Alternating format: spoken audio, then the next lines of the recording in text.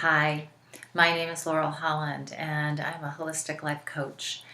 I call myself a holistic life coach because I have a deep belief in the four intelligences that we experience in our life: the physical, the emotional, the mental, and the spiritual.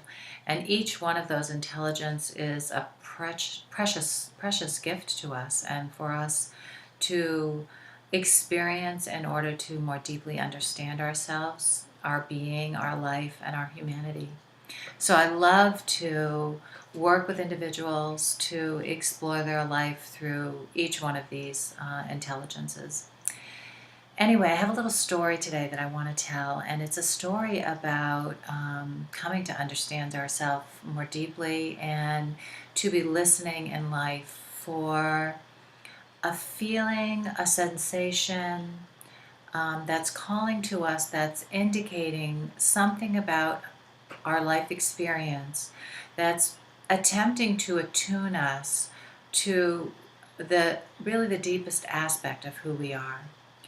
And the story I have to tell is a story from my own life, and it's about going back to one of my earliest experiences of having this feeling, the sensation, this what I call a knowing. And I call it a knowing because it's hard to explain what the feeling and the sensation is. But on some level and in our intelligence of our being, really on each of the levels, what happens is this feeling is a call to us that our being knows something very important is happening right now. So my experience, one of the first ones that I can remember in my life was when I was in college. I went to Worcester Polytechnic Institute, and I started out as a computer science major, and discovered that that type of technology and study was just a little out of sync with who I am. And I went on and changed my major to management. And in my second year there, I applied to become a resident advisor.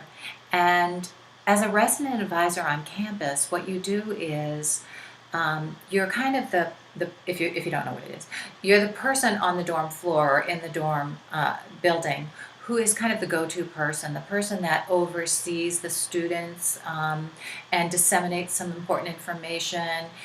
We took little trainings like how to be a good listener and how to do some very basic type of counseling skills. We certainly weren't a counselor in any sorts in that capacity, but we certainly were a leader on the floor of sorts. And as one of my trainings during that experience, I, for the first time, watched a video of Leo Buscaglia. Now, if you don't know who Leo Buscaglia is, well, I'm sorry if you don't know who Leo Buscaglia is, because he was an incredible human being. He was a professor at a university. I believe he taught English as his major subject, but he went on to teach a class in love. And he was so inspired to do this because at some point during his college career, he had a student who committed suicide. This was a devastating experience for him, and one that really, I think, woke him up inside. And it woke him up to really deeply consider the question of, what are we really doing here at this university? How is it that we're missing out on an opportunity to teach really the most important life skill, and the most important life skill for students, for people to learn and know, is how to love and appreciate and honor oneself. In order to take your life, you don't love and honor and appreciate yourself. And it became a driving force and a passion in his world to teach and to talk simply about love, and love in all its forms, in all its colors, and all its mysteries and wonders. And that moment of watching the video, right from the very moment that he came on the screen And he stood up and in his passionate Italian way started to describe who he was and what he was there to talk about. I was enthralled and I was infused by his energy, and something in me knew that I was having a life-altering experience in that moment. Now, that was many years ago. Geez, I hate to think about how many years ago it was, but it certainly was getting close to 40 now. And really, it's just been recently that Leo Buscaglia and his energy and his message has really resurfaced in me. And it resurfaced in me in unusual and kind of startling ways. And one of the ways that it resurfaced in me was as I was getting to the point where I was kind of selling myself to the world, becoming a commodity, saying that I have a service that I wish to offer and provide to people and that I'm selling the service, I had to tell who I am. I had to talk about I have to talk about who I am, and I have to talk about what I do in the world, and I have to understand it, and I have to know it, and I have to be able to share it.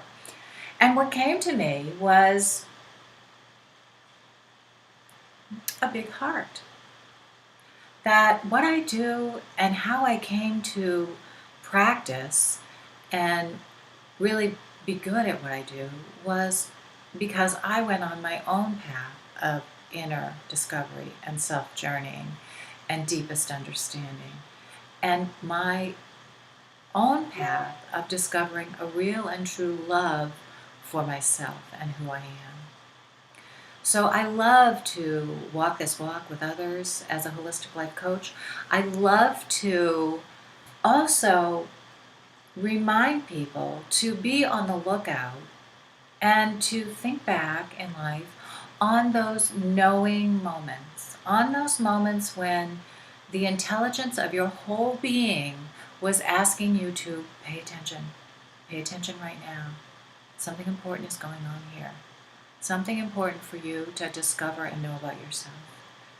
And so I invite you to think back a little bit, to take a few moments and remember and see if you can recall those times when you had that sense that some part of you was tuning in on a very high level, on a very deep level, to you and who you are and what you're here to do.